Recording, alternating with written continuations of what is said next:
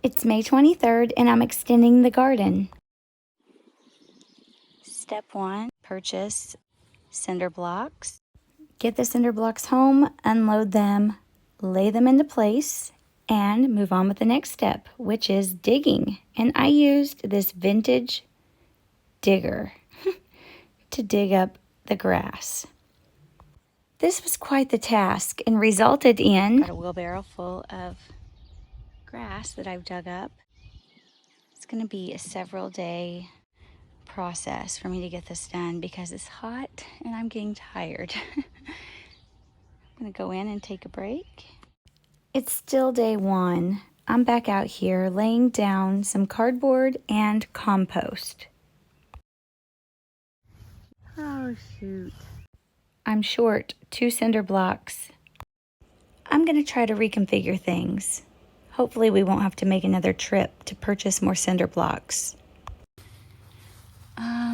Not sure how this is going to work, but what I'm going to do is I'm going to take these up right here and then start on the inside corner right here to connect down there, as opposed to being on the outside corner.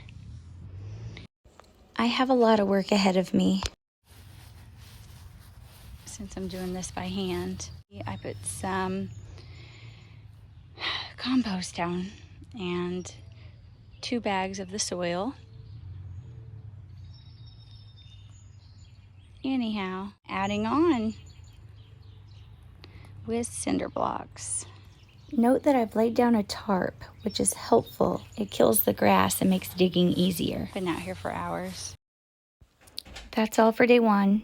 I'll report back tomorrow. Here's an update of day 2. I did some more digging. The tarp definitely helped. It made it a lot easier to rake up the grass. And I've got a lot of grass to get rid of, so see if anybody needs that to fill holes in their yard. I filled a lot of holes with the grass. Well, I'm back out here and I'm getting ready to start day 3. We're getting closer. It's June 1st and we're in the garden. I thought I'd give you an update. Here's the extended garden. It doesn't look like a lot of work, but let me tell you, it sure has been a workout. I've used this vintage tool right here to get the job done, and I've also had some assistance from this handy dandy pool tarp, which I've been covering the grass with, and it sure makes it a lot easier to dig up. I'm starting to get a system here. After I chop up the grass, I shake it out to free the worms and soil, then put it in the container.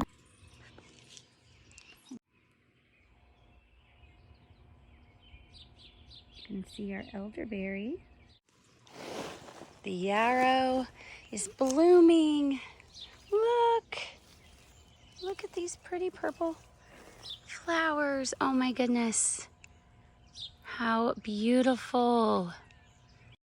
I've been digging for so many consecutive days that I feel like I've lost track. I'm not real sure what day we're on, so I'm just gonna stop and smell the flowers. Oh goodness. Everything needs a drink. We've not had rain for what feels like forever. Here we are. I'm not sure what day we're on at this point. This is how much more I have to go. Today I bought tomato cages.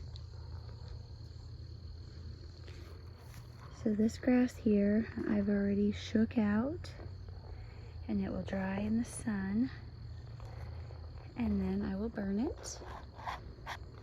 After it's been burned, I will scoop the dirt and ashes in my wheelbarrow and we'll bring it back out here and dump it onto the garden. This is a view of burning dried grass. After it's completely cooled, I use the assistance of my shovel, scoop the remains into my wheelbarrow, and then hauled it all the way back to the new portion of the garden and spread it out. It's gotten really late out here, but I just put 6 tomato plants in the ground, and each one I put a tomato cage around.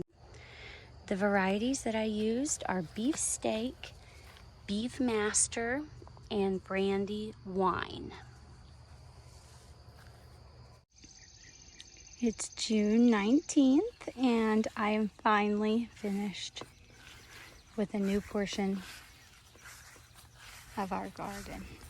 I completed this project with the antiqued 4-prong digger, a shovel, tarp, wheelbarrow, matches for starting the fire, the clear bucket, cardboard, compost, soil, cinder blocks, and tomato cages. Here we have the tomato plants that I put in the ground a week and 2 days ago, and they're all doing really well. Now I've got to figure out what I'm going to put in the rest of this new garden. As you can see here, we've got our potatoes, our strawberries back here. I have a zucchini, some peppers, and right here we have raspberries, and they are doing great. I've picked about a ½ gallon so far. Hope everyone's doing well, and thanks for following along. Take care. Bye for now.